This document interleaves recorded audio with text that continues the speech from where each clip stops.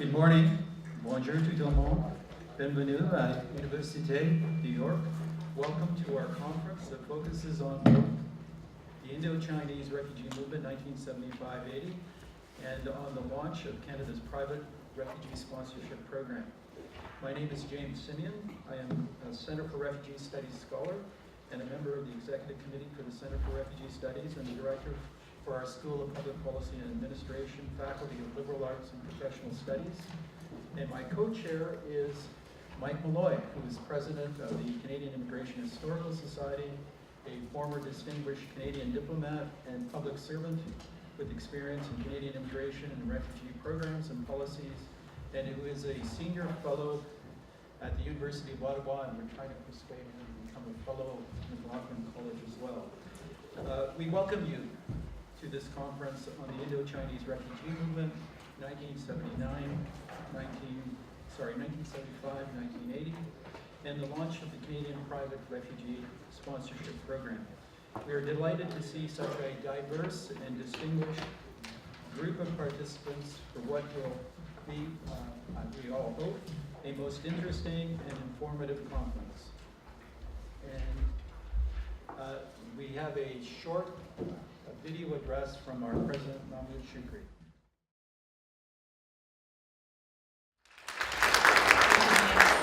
Good morning, everyone. I am very delighted to see so many faces here in the Senate chamber. Seems like it could make a lot of changes. Anyway, no pun intended there. This is really an amazing event. A number of milestones are being marked, I think, by this event. First of all, 30 years, roughly speaking, since this key moment and mission and addition to Canadian society. We are at CRS celebrating 25 years, and this is the signature event. So we're very delighted to have you with us.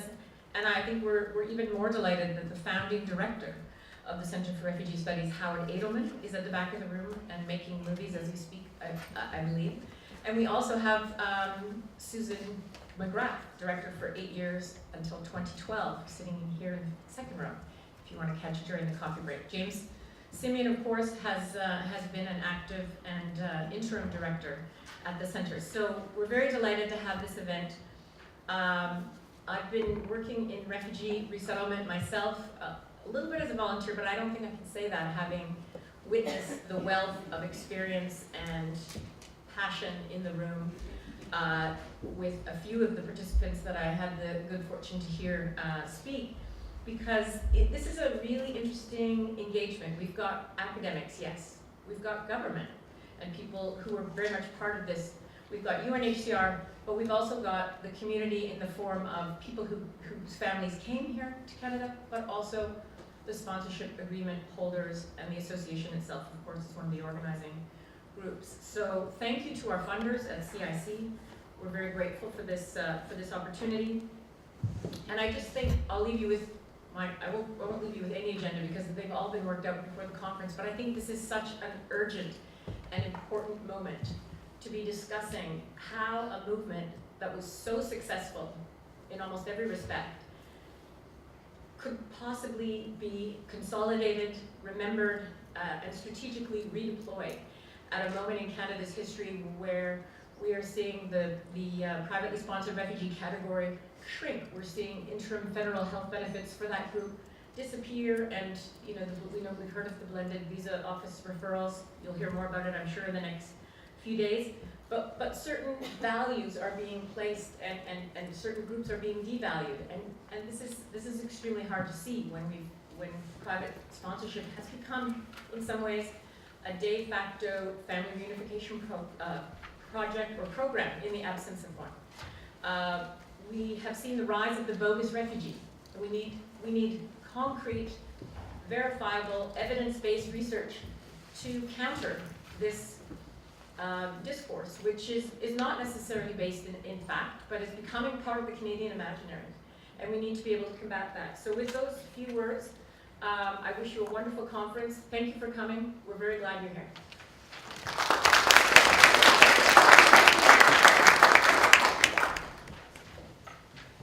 Thank you very much, Jennifer.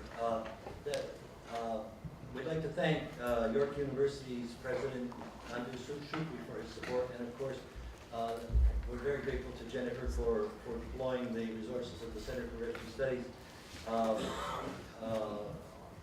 behind our efforts here today.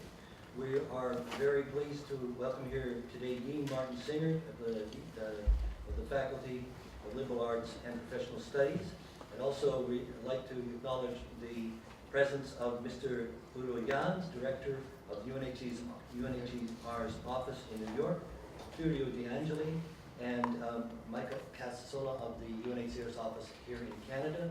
We're delighted to have you with us today.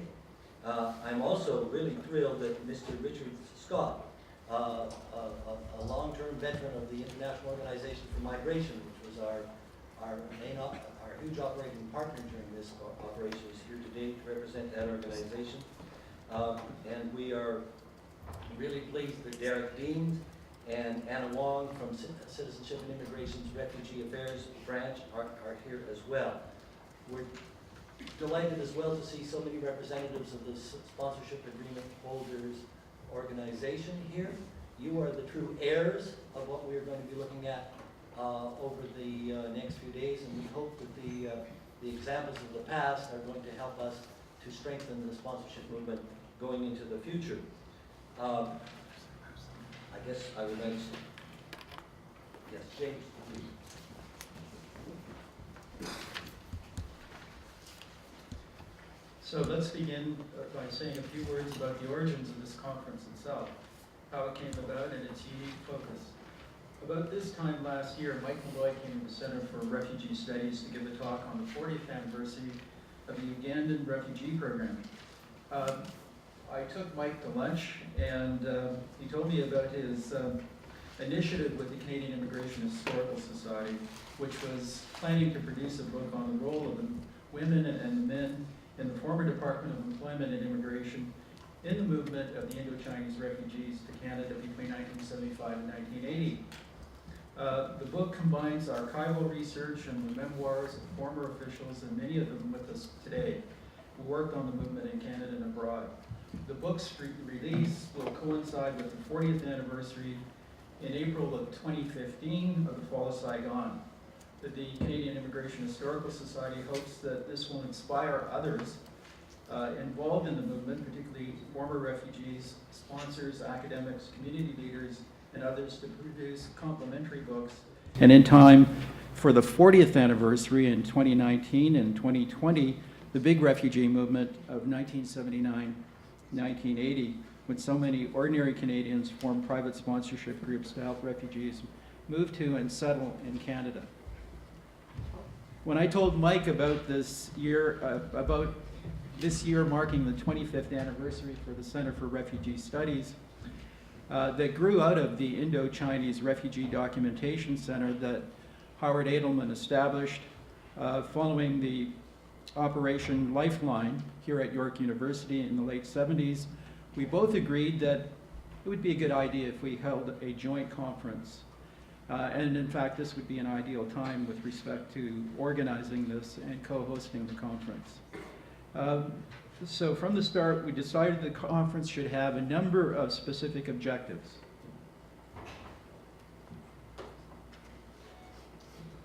You can see we've carefully rehearsed this. First, the conference will examine the remarkable period in Canada's history from the perspective of the refugees, of the political decision makers at all levels, officials operating in Canada and in Southeast Asia, the coordinating structures that emerged from communities across the country, and the thousands of Canadians who took advantage of the federal government's new private sponsorship program to reach out to the refugees.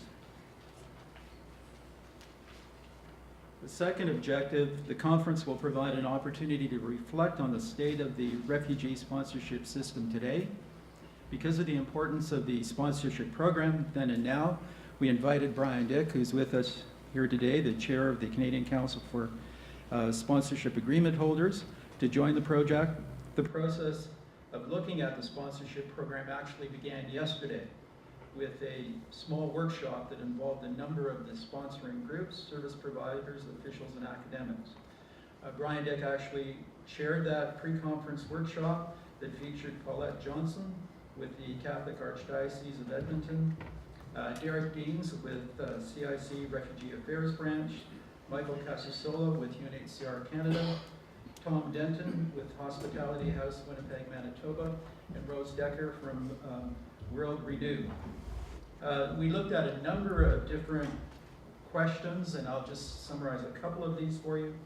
One of the questions we examined and discussed was, what is the future of the PSR program? GARs and PSRs are parallel programs. Where are they going? We also undertook a discussion about the extensive use of collaboration and partnerships to further the PSR with various communities to bring more refugee families here to Canada.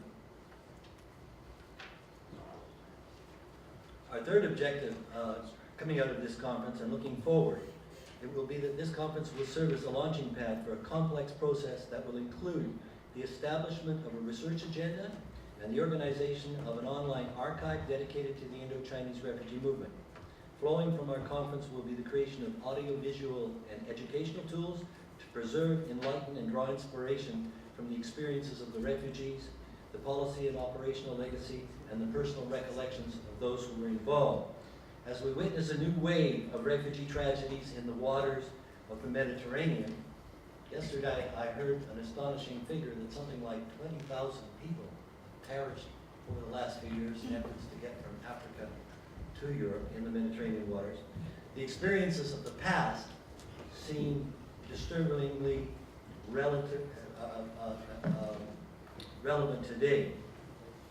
We're really fortunate that the multicultural branch of citizenship and immigration liked our idea and our vision and generously provided funding to make all this possible. We thank our supporters and sponsors, the Center for Refugee Studies, the School of Public Policy and Administration, the Faculty of Liberal Arts and Professional Studies, and the Vice President of Research and Innovation at York University.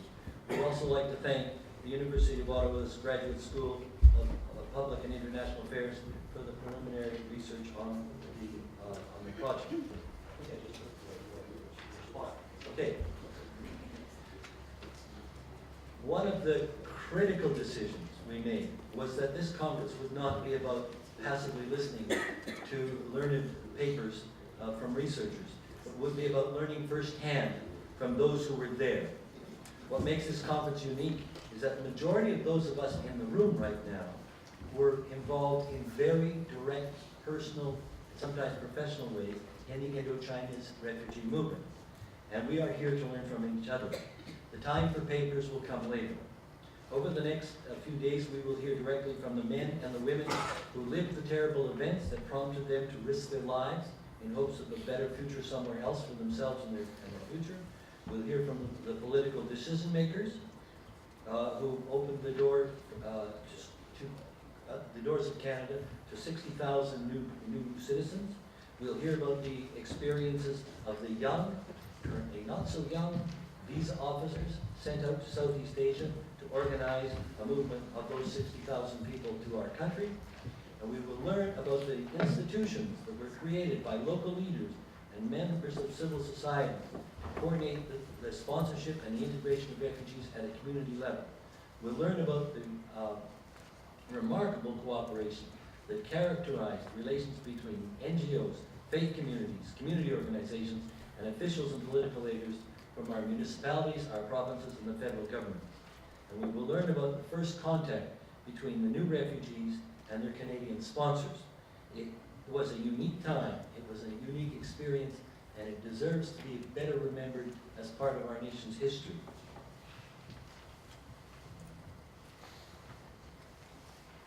We are indebted to the CRS coordinator, Michelle Millard, who's with us here this morning, whose competence, knowledge, and patience made this enterprise a reality. We wish to thank the steering committee members who gave up many hours of their time to help organize this conference, and in particular Howard Abelman, Naomi Album, Brian Dick, Stephanie Stovey, Laura Maticora, Shauna Lavman, who also helped to shape the conference itself and also recruit our panel speakers. Our hardworking conference staff include conference coordinator Stella Ha, along with Laura May Roth, Sander Lopes, Rosarta Bichak, and Sonia Vajic. And they've produced an amazing conference. As you can see, all of the materials that you picked up here this morning and our pre-conference workshop as well yesterday. We'd also like to thank many of the other enthusiastic volunteers that have contributed to our conference. And on the communications front, we benefited greatly from the expertise of Janet Wells from York University's Communications Department and Jerry Maffrey from the Historical Society. We thank in advance those who agreed to chair the sessions, and especially those of you who agreed to be our speakers. Thank you so much for being with us. A number of people who wanted to be part of this conference, who also played a major role in the Indo-Chinese refugee program, and who have contributed to the preparations, have not been able to join us for various reasons here during the conference. Some of these people include Martha Nixon, Renee Tabone, Candy Lee, Ernest Allen, Guy Courier, and Deborah Pressing. I'd also like to identify for all of you, because they will no doubt be pouncing on you from time to time, Kurt Jensen and Peter Dushinsky. Kurt and Peter, put up your hands, please. They are part of the Historical Society's research team and writing team, and are here today to pick up additional stories. I think they've already got a few from what I just heard, to enrich the book that we're hoping to put out now, which we hope you will all buy in due course.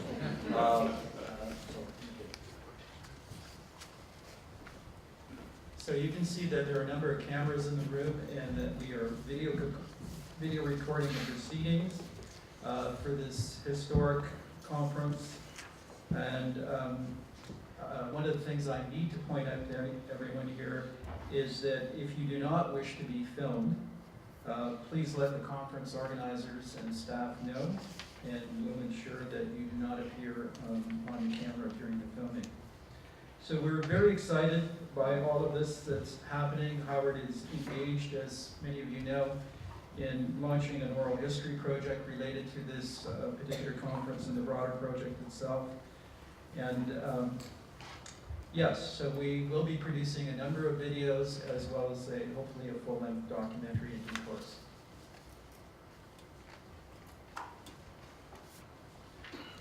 Now, 40 years later, the Canadian narrative of the Indo-Chinese movement is a rather happy one. And it should be. Our political leaders took brave decisions. Our public servants applied energy, enthusiasm, and skill to organizing the move and the reception of so many refugees. Our civil society, churches, synagogues, service clubs, corporations, impromptu groups of friends, families, and neighbors organized over 7,600 private sponsorships seeking to resettle nearly 40,000 people. An absolutely amazing phenomenon when you think about it. The refugees arrived with the clothes on their backs, with a very different culture, but with a strong work ethic and a powerful sense of family. They quietly set about the business of making this country their country. They did well, and we are fortunate to have them as part of our larger Canadian community. But we should not forget that the story did not begin very happily. Vietnam and Laos suffered from decades of brutal war. Cambodia shared the wars and endured one of the worst genocides in modern times. Millions died in the conflict, and we have no way of knowing how many thousands, or perhaps hundreds of thousands, who perished while they tried to flee from the war and from its aftermath. With this in mind, we commissioned a short memorial video from news footage so that we could start this conference with a strong sense of the push factors that made these people take such huge risks to escape the aftermath of the war, state-sponsored retribution, ethnic cleansing, and genocide. The video is only 2 minutes long, but it has very powerful images, and it may be a little hard to watch. You will see the pain and anguish of those who fled to seek asylum. You will also see the efforts of those who tried to assist them in their efforts. It will end in a tribute to some of the Canadians who made such important contributions in welcoming those seeking refuge in Canada and who are no longer with us. We don't have all the names, but the names you'll see standing for those who made such contributions and have passed on. And it's their contribution and efforts and the strength and courage of the refugees that continue to inspire us today. Following the video, we'll just have a quick moment of silence to remember both the victims and our absent colleagues.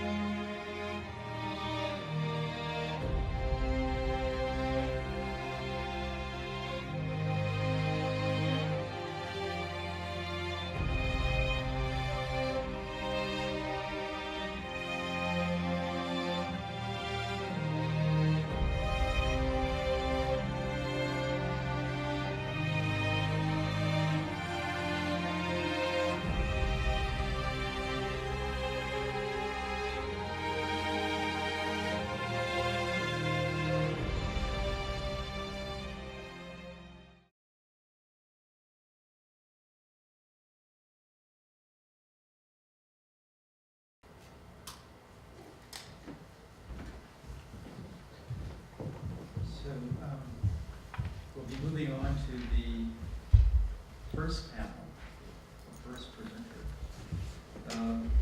It's my great pleasure to introduce Mike Malloy, who will review the evolution of the Canadian refugee policy prior to 1975. In order to set the context for this conference, Mike Malloy will review the events and the policy developments that preceded and made possible Canada's response to the Indo-Chinese refugee challenge. As an Immigration Foreign Service trainee, Mike was assigned to the Canadian Embassy in Vienna in 1968. Just as the Russians stamped out the so-called Prague Spring, and in 1972 he was a member of the Canadian team that was sent to Kampala, Uganda. He returned to Canada in 1976 to spend 2 years as the director of the Refugee Policy Branch at CIC, and had a hand in implementing the refugee provisions of the 1976 Immigration Act, including the private sponsorship program. When the government decided to accept 50,000 Indo-Chinese refugees in July of 1979, Mike became the senior coordinator for the Indo-Chinese Refugee Task Force that was established by the Immigration Department to manage the resettlement program. Michael?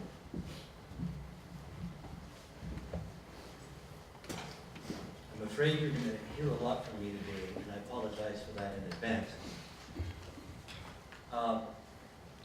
My task is to compress about 40 years of refugee programs and policies into something less than 20 minutes. I'm going to speak very fast, so you're going to have to listen very fast, okay? Let's go. Okay, for 15 years, from the Great Depression that started in 1929 to the end of the Second World War in 1945, there was almost no immigration to Canada. We took in some German and Austrian refugees during the war at British request, and in fact, at one stage sent a mission to Lisbon to accept some refugees who were stranded there. And if you want to understand why that happened, just watch the movie Casablanca, where everybody's trying to get to Lisbon. So, anyways, we were involved in some small way in that. Following the war, there was a fear that there would be a great recession, and the country's priorities were to bring back our army. We had close to 1 million service people abroad. They had to be brought back across the Atlantic Ocean. Many of them had been away from home for more than 5 years. And because they'd been away for so long, they also brought with them 50,000 brides, busy fellows who were over there. And this was one of the great movements of the time. There was very little thought at that stage that, or capacity, in fact, to do anything about the refugees in Europe. The idea was to bring the boys and girls home first and foremost and get them settled. As I said, there was an expectation that the war would be followed by a depression, which is what had happened after the First Great War. But in fact, there was an economic boom.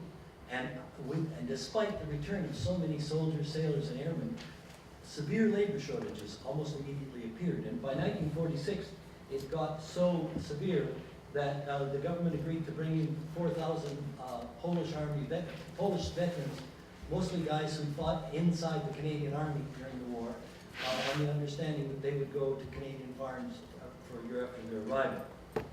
By 1947, pressure in Canada from employers, from long-separated relatives and church leaders led Prime Minister Mackenzie King to announce Canada's post-war immigration policy.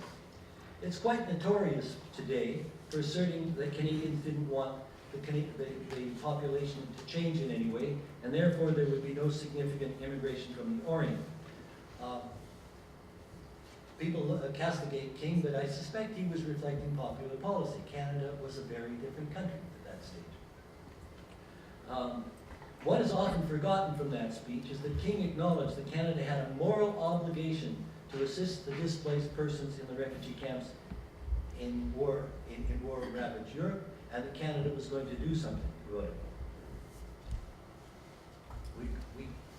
We included this map. This is a German-made map showing occupied Germany after the war. It doesn't tell us anything, but it was such a cool map we wanted to show you. When the shooting stopped, there were 30 million people in Europe who were not in their home countries. 30 million people were displaced.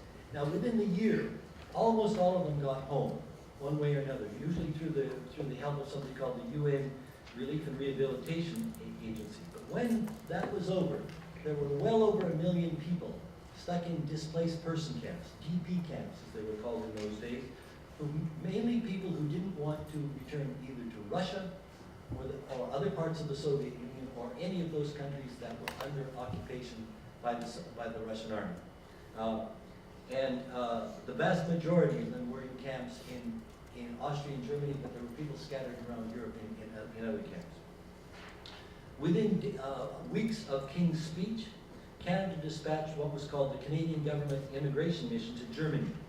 There, traveling teams of officials set about selecting thousands and thousands of people with the aid of two agencies, the International Refugee Organization, which was set up by the UN, and which operated in occupied Germany and occupied Austria, and the Canadian Committee for Refugee Resettlement, Canadian Christian Community for Refugee Resettlement, which was established by Canadian churches and which identified refugees in other parts of Europe, outside Germany and Austria. By the end of 1950, when the IRO disbanded, Canada had resettled 163,000 displaced people. 163,000. Significant movement and an odd coming together of great Canadian need for labor and great need on the part of the displaced people for somewhere to go.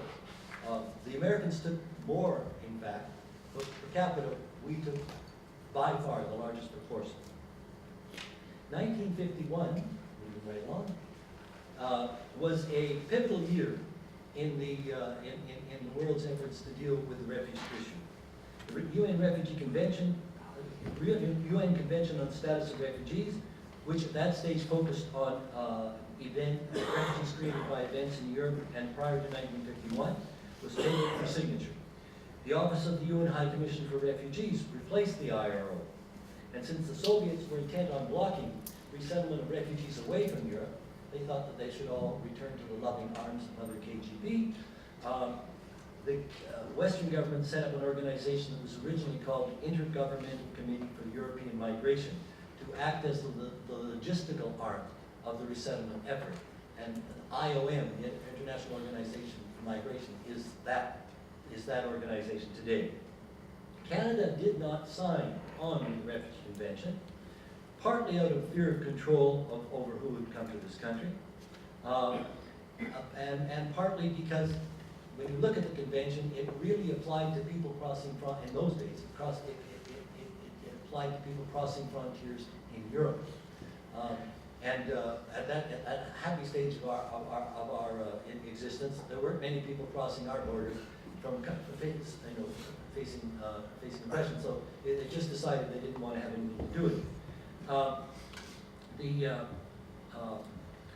During the same period, immigration had achieved such importance that a new department was created, the Department of Citizenship and Immigration, Mark I, that's the name of it today, of course. And it was ending the Immigration Department's long exile as a sub-branch of the Department of Mines and Resources, where it spent about 15 years. In addition, in 1952, Canada passed the famous 1952 Immigration Act, a document that was really fantastic in telling us who was not going to come, said very little about who was going to come to Canada. A remarkable thing going through the historical documents was that in 1952, the Immigration Department declared that it would no longer publish refugee statistics because that was the end of the refugee problem. Surprise, surprise. 3 years later, 1956, riots in Poland touched off a revolt against Soviet domination in Hungary. The swift and brutal Soviet reaction drove thousands of Hungarians to flee, mainly to Austria. Initially, the Canadian government dithered, in keeping with many of our more nobler traditions, but when the media and the public began to show massive signs of support for the Hungarians, the government decided to act. And when they acted with great resolve. Immigration Jack Pickersgill flew to Vienna, organized the movement himself, cut through the red tape, and in the ensuing 6 months, 37,000 people moved from camps in Austria and elsewhere in Europe to Canada. Fascinating thing is the first half of the movement up to the end of '56, the people came by boat, and when the program opened up again in the new year, it came via the air bridge, an airlift, the first airlift for people to Canada. And I don't think people at the time really understood the significance of what was happening as the development of passenger airliners made distance in the world increasingly irrelevant. The interesting thing about the Hungarian movement, aside from the amazingly talented people that came to Canada under it, was that it set a pattern in the Canadian public discourse and in official thinking that was to endure for decades. And that pattern was that when these sorts of refugee things happen, Canada will be involved. And that pattern, in some instances, continues to this day. The Immigration Act that had been brought in 1952 was a very control-oriented and the policies that it rested on were very much centered on Europe and the United States. was very little thought that we would be taking in immigrants from other parts of the world. But the 60s, as you know, were a time of change. And in the early 60s, John Diefenbaker won an election, the conservative leader won an election. Now, Dief's legacy in many respects is a rather tattered one, but there's 2 or 3 things that stand out. One, he was a real supporter of human rights, really committed to human rights. He played a leading role, for example, in mobilizing the Commonwealth to exclude the apartheid regime in South Africa from the Commonwealth.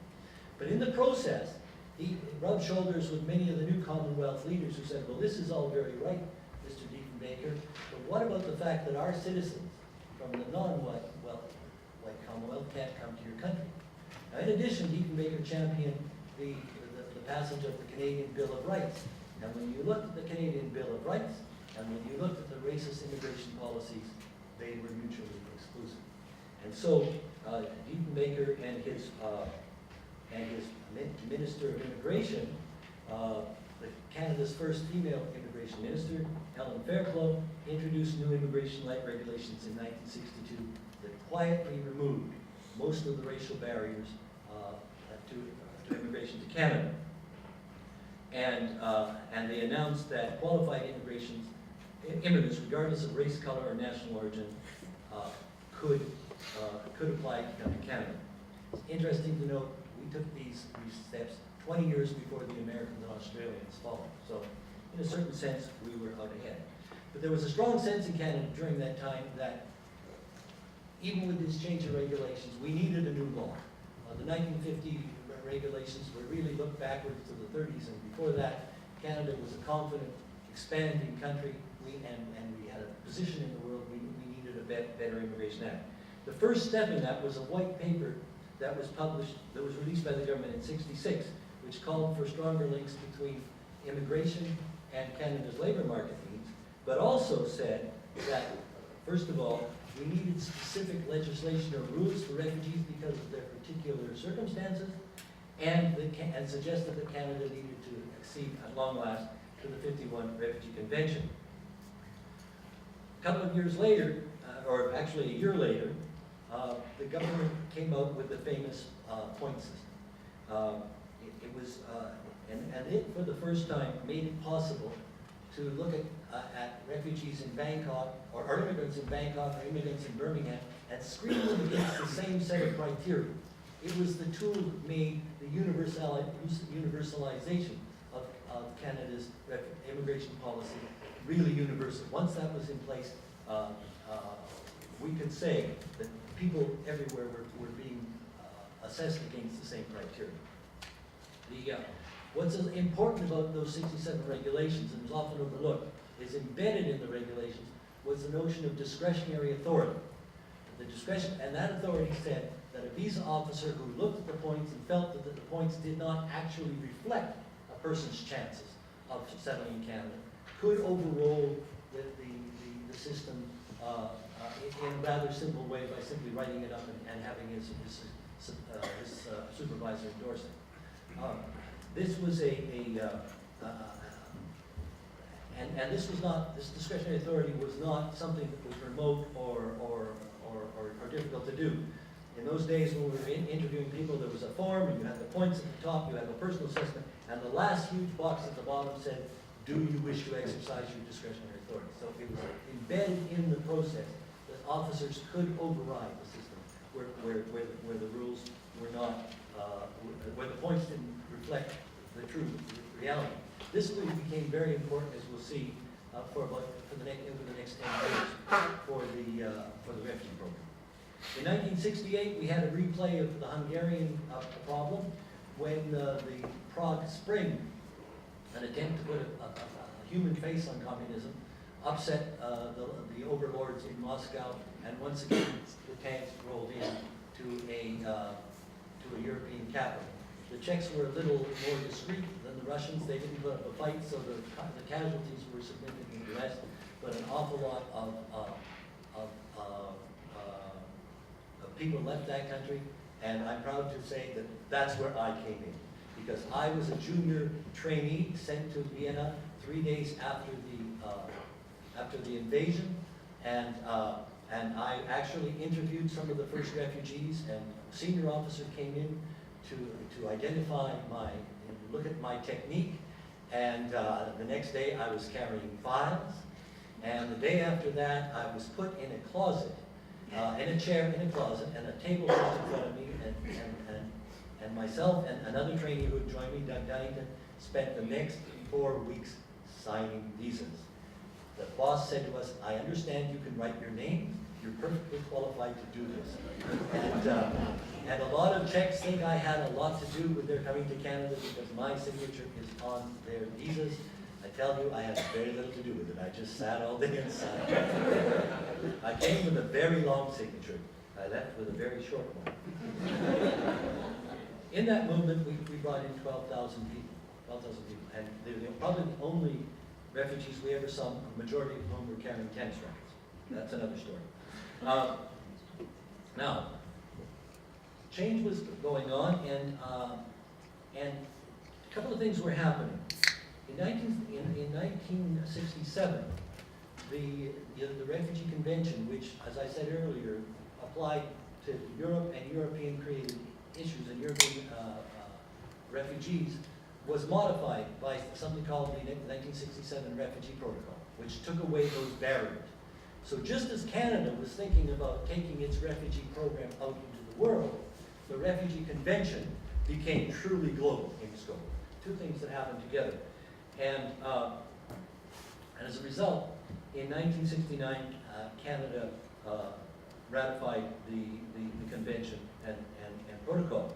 In July, a few months later, in July of 1970, Cabinet sat down to consider the implications because it's really interesting when you read the Cabinet document. The opening line is, you know, our immigration program is universal, our refugee program is stuck in Europe, that has to change. And so that's what they did. And they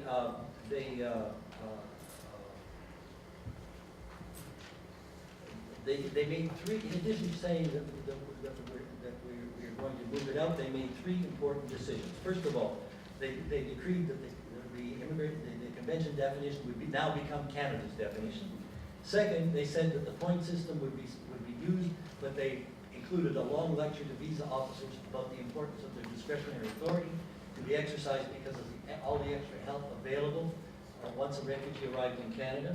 And third, they adopted something called the oppressed minority policy, which allowed us to go into a country and treat as refugees people who were being oppressed in those countries, but who had not fled. Okay, you know, the convention definition assumes, requires that you be outside your country. But at that stage, Canada had enough instances of being asked to intervene on behalf of minorities being oppressed in their own countries. They decided that we would have a policy of doing so. And I dwell on these rules because these are the rules that were in place in the first phase of the Indo-Chinese program, up to 1978. Now, the universal reach of the refugee program and the oppressed minority concept were put to test right away in 1972 when the dictator Idi Amin decided to expel the Asian minorities from his country. We sent a team into Kampala, happy to say I was there, and we screened as refugees people who had not fled because we had this policy. And we moved, in the space of 8 weeks, we moved about 6,000 of those people to Canada. While the government and the systems adapted easily to the arrival of non-European refugees in Canada, in the case of the Ugandans, left-wing refugees from right-wing regimes proved a different matter.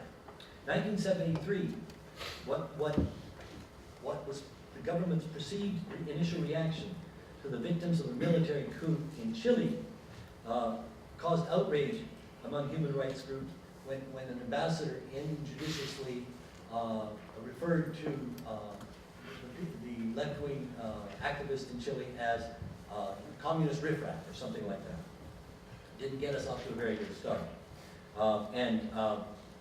It's a historical fact that many of the organizations that we have today to advocate on behalf of refugees found their roots in the government's initial reaction to what was going on in Chile, and subsequently Argentina, and subsequently Uruguay, and subsequently in Central America.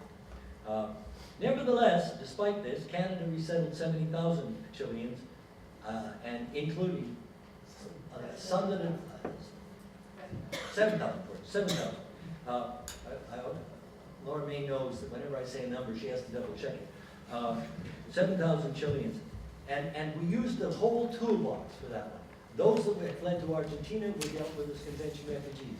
Those that were in Chile and were seeking help or came to us directly or were referred to us by church groups were dealt with under the oppressed minority policy.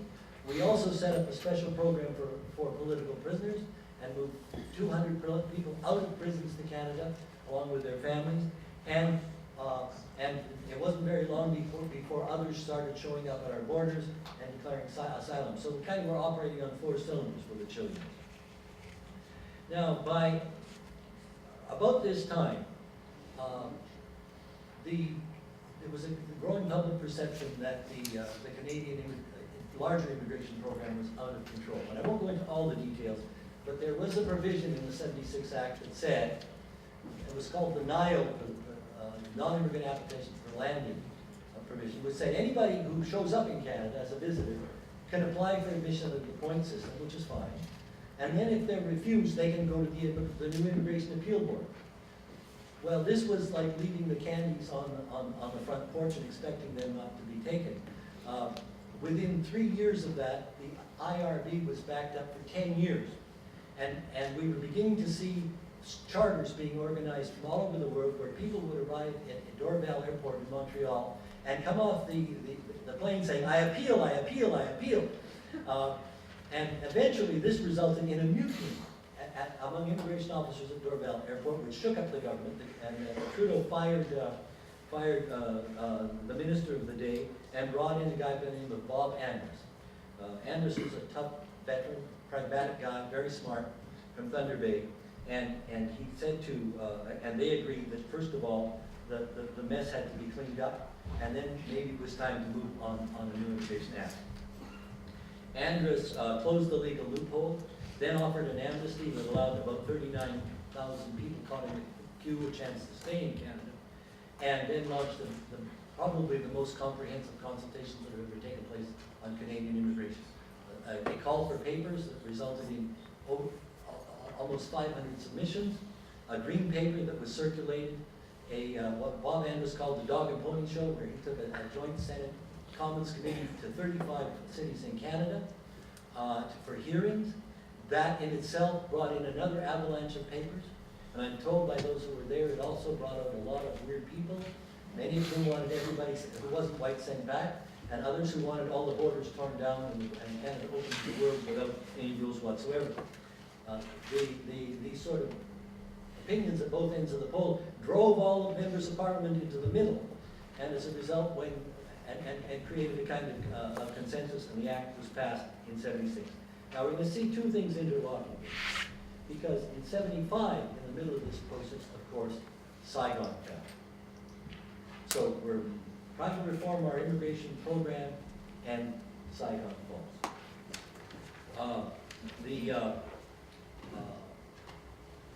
The initial reaction as things were tumbling down was the government organized our people in Hong Kong to get in to Saigon and bring out as many people as they could. And they provided a number of Hercules aircraft to make that happen. And some of the people here today were part of that effort. The effort was largely thwarted by the fact that the Vietnamese government would not give exit permits.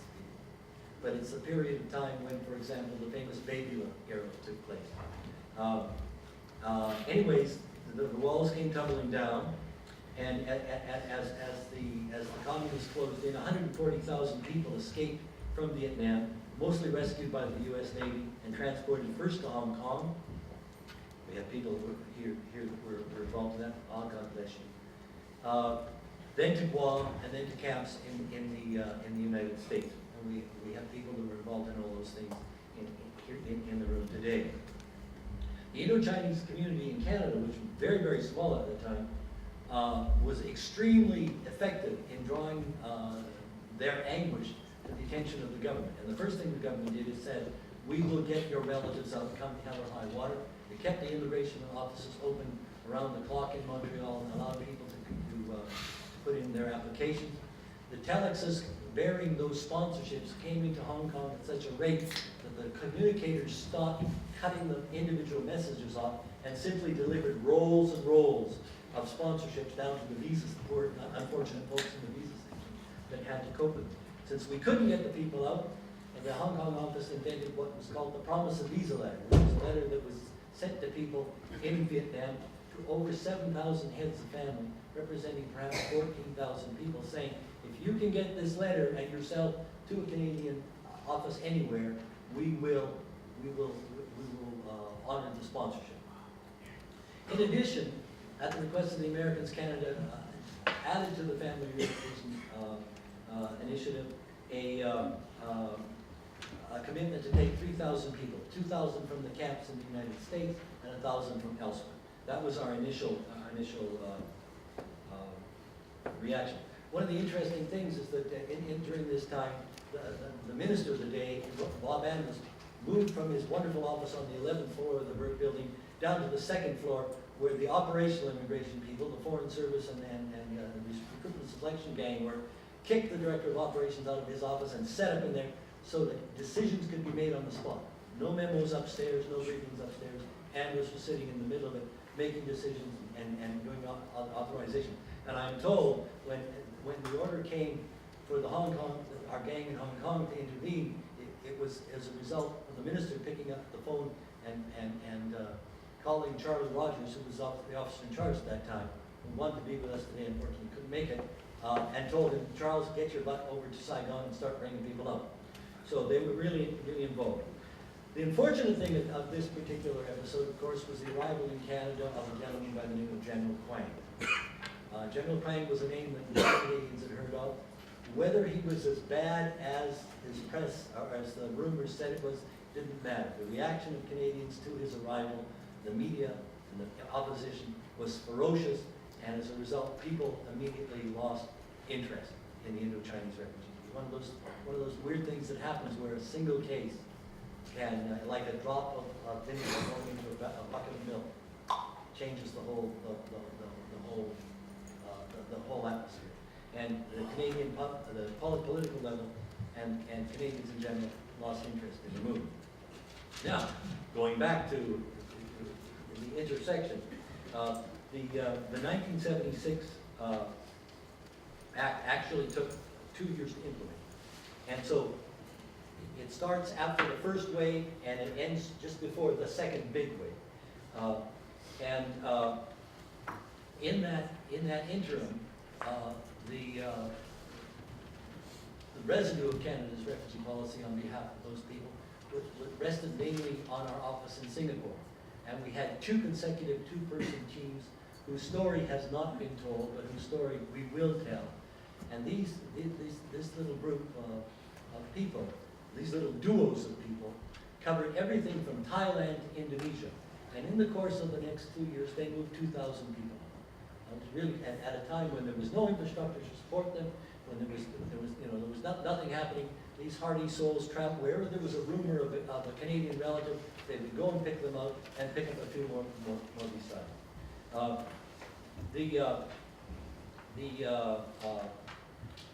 And they did this in an atmosphere where, what I could say frankly, I was director of refugee policy at that time. For every representation we got on the Indo-Chinese during that time, we received 50 or 60 on Chileans and Argentinians. So just a question, the squeaky wheel gets the attention. And in this time, but over time, we began to see more and more evidence that the few people that were making it out in 76 and 77, and what we began to refer to as the boat people, was not the end of something, it was the beginning of something. And so little by little we began to throw more quota at the problem. And I think by by the end of 1970, we at least in the Refugee Policy Division were really convinced that something big was coming our way. Now, in the same period between the first wave and the second wave, we were implementing the refugee provisions of the 1976 Act. And there's three important elements there. First, we got a chance to rewrite the provisions for convention refugees being resettled from abroad, and we took that opportunity to throw the point system right out and said, people have to be able to establish in Canada, we don't want you, it can't be mathematical. It's got to be holistic. You got to look at the person, you got to look at their situation, you got to look at the fact that we have a lot of help for refugees in Canada. Make the decision that way rather than on numbers. Second, we took advantage of the fact the Act had something called designated classes, where we could actually write a definition to fit a particular group of people. And that became very, very, very, very important. And third, there was a line in the 76 Act that said, oh, we want to allow people to be able to sponsor refugees. And so from that line, we created the sponsorship system, which was a much more complicated thing than you can imagine. So, 1978, we began to ramp up. And we decided early in 78, we really needed to take advantage of this new designated class idea and draw up a definition that would make it possible for our people to make the selection decisions really careful. And we thought, when we did our analysis, we thought, you know, the convention definition doesn't help. Whether a person getting off has a well-founded fear of persecution or not doesn't matter. They all have to move. If we don't move people out rapidly, they'll be pushed off. So the protection calculus was really brutal. Take people out rapidly, people will be allowed to land rapidly.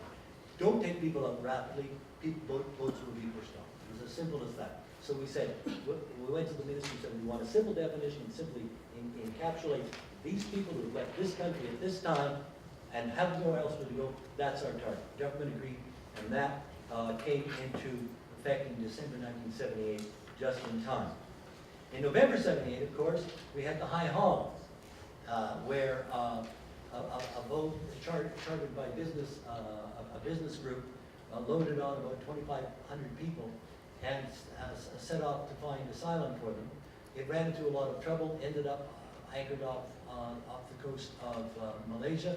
The Malays didn't want to allow them, we're talking about towing them back out to sea. The buzz in Western capitals was that these were rich Chinese who paid for passage out. They're not really refugees. Why should we care about them? Then some journalists got in and we began to see the pictures of the conditions on the boat.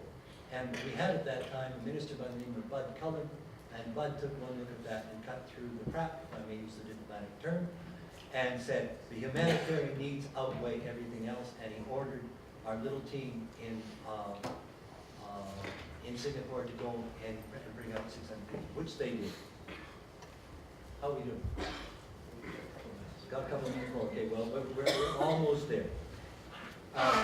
So, in December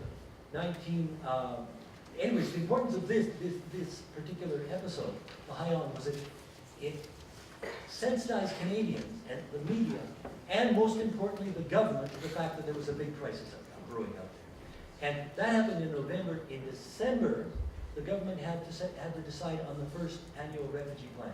And they decided to allocate half of the target, 5,000, to Indo-Chinese refugees, the biggest group.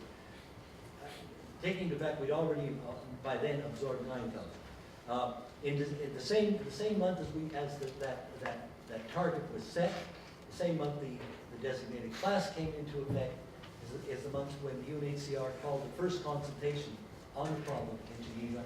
And when Cabinet was looking at the annual plan, they had the report of the Geneva meeting where the UNHCR saying, big trouble coming, we need more resettlement in the Cabinet papers. They actually had it to look at. So, the crisis comes up. By 1979, the number of people arriving in the neighboring countries began to double and double and double again. There were 26,000 boat people arrived in the neighboring countries in April, 51,000 in May, 57,000 in June. The ASEAN countries just staggered under it and said, okay, we're going to close our shore. UNHCR called a conference. it was going to take place in July. Our government, the Liberal government fell. The Conservative government of Joe Clark came in. One of the first things on their plate was, what do we do about this? And they knocked us on our butts by announcing we're going to take in 50,000 people. And that's where our story begins. Thank you very much.